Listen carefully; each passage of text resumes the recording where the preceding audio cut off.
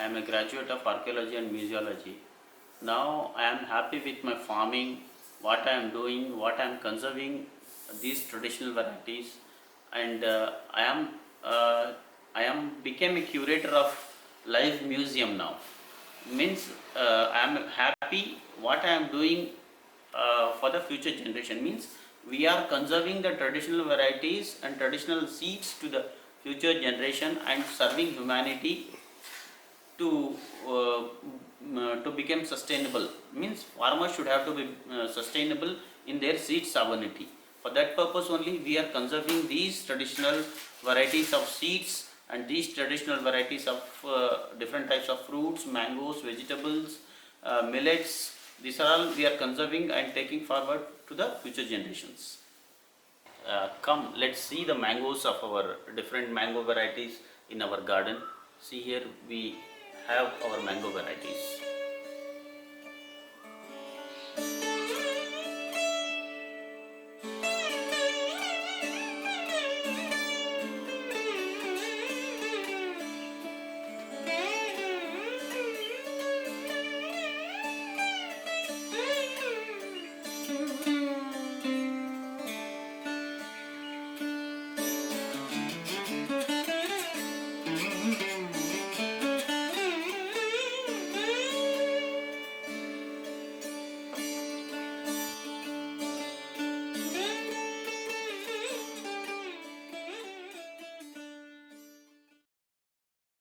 Like the rices, and we have in mango we have 120 varieties. These 120 varieties was more in our childhood. In our childhood, in our grandfather's time, it was more than 120 varieties, because when the time of Tipu Sultan, he has brought these mango varieties from different parts of the means across the world. He has procured these mango varieties and planted here. Means he has given the plants to the farmers who are here in our village. Means that Kirugavalu village is a village where a small army has been kept to monitor the enemies from the Bangalore side or Madras side. Like Britishers will enter from here only. Actually, the road is called Sultan Road only now, because Tipu Sultan used to travel from here, from Bangalore to Sreerangapatna. This is the road he used to travel, because it's the nearest way to Bangalore to Sreerangapatna. He used to travel here, and he has kept in a small army here. Means Kirugavalu. That is, again, our village has become Kirugavalu. The name has been translated as a Kirugavalu. Then he has brought the mango varieties across the world, and he has given to that army men's, and he has the army men's was grown the mango varieties. Actually, it is totally covered with 5 kilometers at that time of Tipu Sultan. Lot of mango varieties was there. Even in our childhood only, we had more than 150 varieties.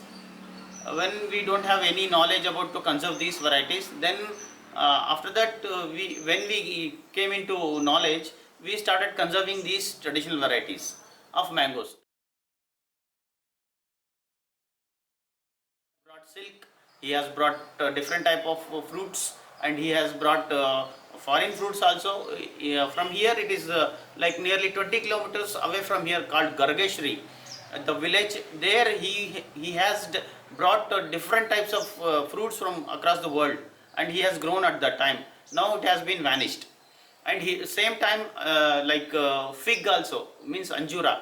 The Sreerangapatna Anjura is very famous, and Sreerangapatna Gava is also very famous. The red colored, pink colored Gava is also very famous, Ganjam Gava. At that time he has made an Gava farm also in Sreerangapatna, and fig farm also. Like, he is more interested in doing everything. He and his father has made a Lal Bhagh in Bangalore. That is called that is in our village. The farm is to called Bada Bagh, means big garden. And we have a mango variety which is tastes like Mossambi. We have a mango variety which looks like an apple. We have a mango variety which tastes like Zira, and we have a mango which looks like a banana. These are all the type of varieties we have. Means we have a mango variety which can weight up to 1 kilo, and we have a mango variety which can be like 20 to 25 grams. These are all the mango varieties here we are conserving in our farm.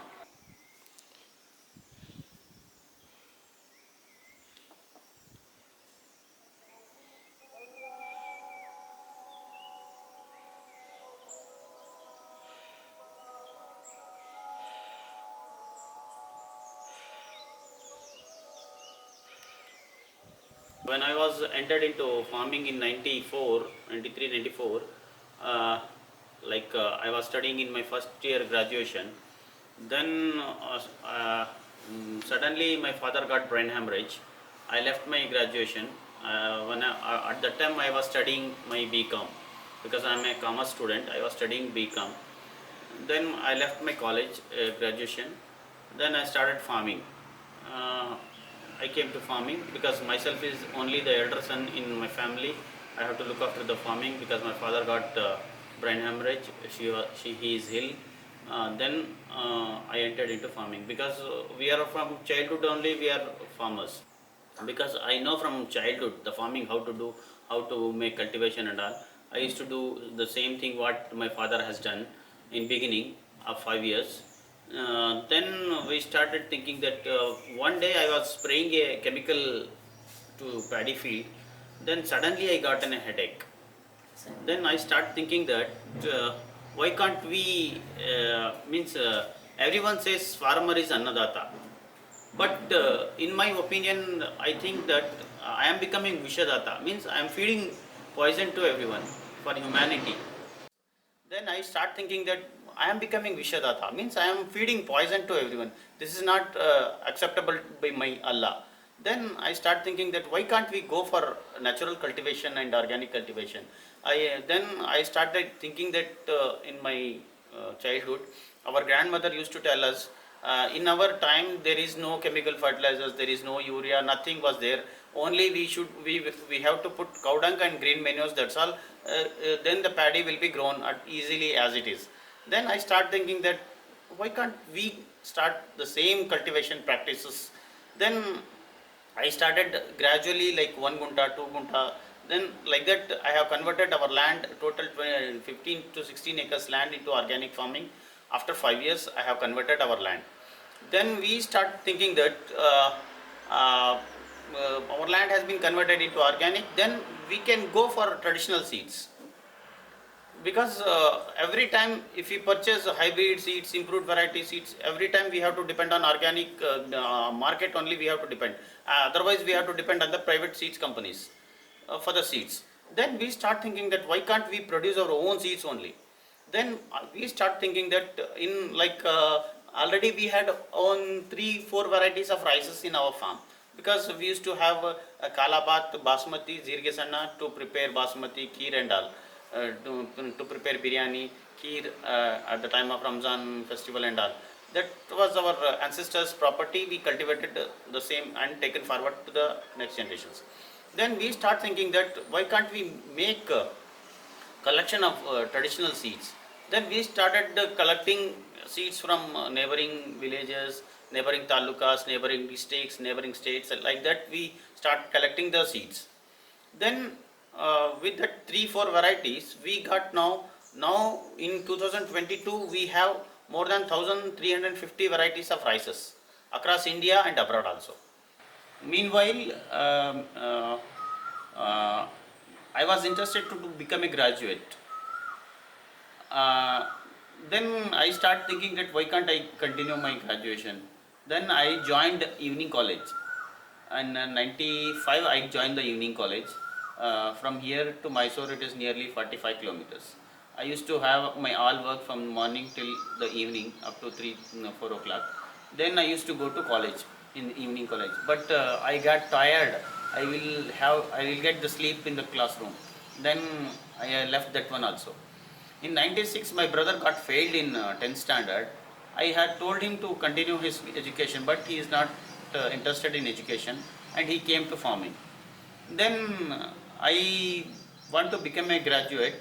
Then I have joined for BA Archaeology and Museology. Then in the meanwhile, while studying archaeology and museology graduation, I used to travel across India for the excavation, for the site visits and all. Then we got some Harappa Mohenjo-daro got the grains, the millet grains, wheat, rice. There we got the fossils of that these things, grains.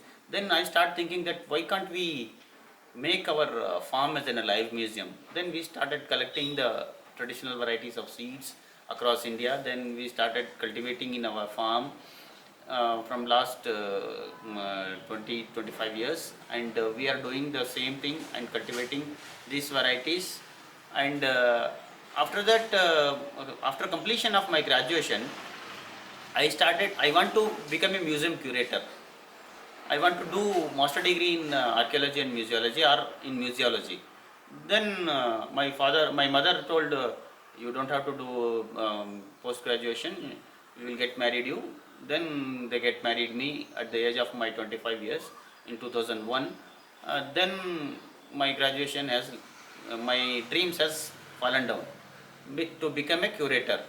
Then I was start thinking that why can't we make our farm as an alive museum?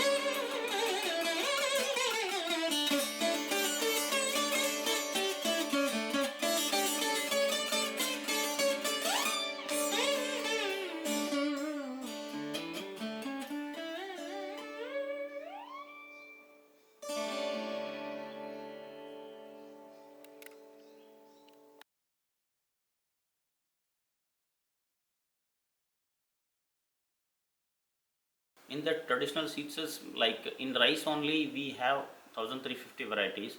In the 1350 varieties, we have medicinal rices, aromatic rices, dryland variety rices, and upland varieties, means lowland varieties, and saline soil varieties. These are all the types of varieties we are conserving in our diversity center. Means like if we go for medicinal rices, from South India, if we take, like in Tamil Nadu we have Mapillai Samba, in Kerala we have Navara, Raktasali, in Karnataka we have Karigajvili, Ambe Mohor, Kaime, these are all the medicinal varieties. If we go to Maharashtra we have Mahadi, if we go to Odisha, they have Jagannath Bhog. If you go to West Bengal, they also have one variety. Like these are all the medicinal varieties. And if we have, like in South India, we also have aromatic rices, like Jirige Salai in Kerala, Jirige Samba in Tamil Nadu, Jirige Sanna in Karnataka. Like these are all the traditional varieties which can compete for the aromatic rices for basmati. We have more than 1350 varieties. We have collected from like different parts of India. Like these varieties from Odisha, and these varieties from Madhya Pradesh, these varieties from Kerala, and these varieties from Maharashtra, and these varieties from Odisha, and these varieties from Karnataka. These are all the varieties, and you can see here also. Here also you can see the varieties, different varieties. These are all been collected from across the India and abroad also.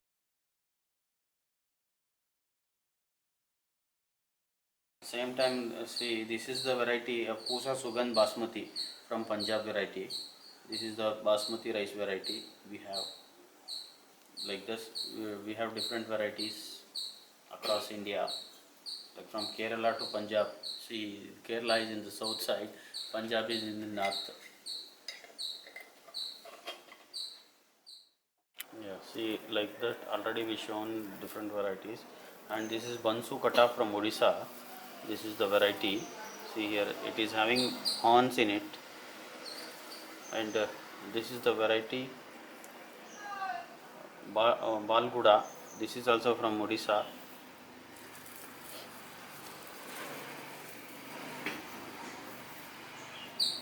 And this is Mukkand Ratnachudi is from Karnataka. See, it is in double color. See, the paddy is in double color.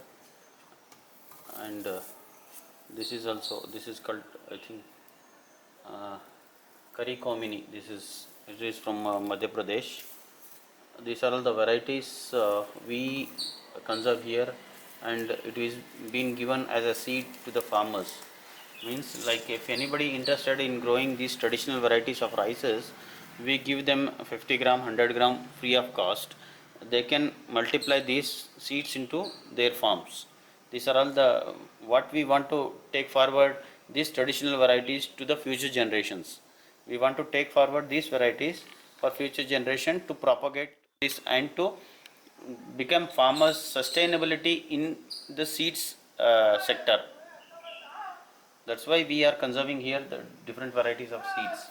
He is the father of rice in India, Dr. Richaria. He has conserved more than 22,000 varieties of rices, and he has collected across India. And till now it is being conserved in ICR Cuttack, Odisha. Now they are having 19,000 varieties now. From like that we have 19,000 varieties are there in India now. Like that we have displayed in here, like state wise we have displayed the varieties here. Main varieties like Kerala having Navara, Tamil Nadu is having Mapilai Samba, Karnataka is having Rasakadam. Like this we have displayed. And if you go to Himachal Pradesh, Punjab, Kashmir, we are displaying basmati rices. If you go to Middle East, like eastern states, there are the black rices here in eastern part of India. Same time we have 120 mango, different types of mango varieties since last 6 to 7 generations. Means like from the times of Tipus, we are conserving these traditional varieties of mangoes in our farm, and we are taking forward these varieties to the if any farmers wants to grow these varieties, we can supply the science, we can supply the plants for them, and they can grow in their areas. What we are doing here, the conservation of traditional seeds is more expensive. Means every time we have to be we will get an expense about 1 to 1.5 lakh rupees per year to conserve these traditional varieties. If anybody, it's my personal request, if anybody wants to help us, they can help and contact us.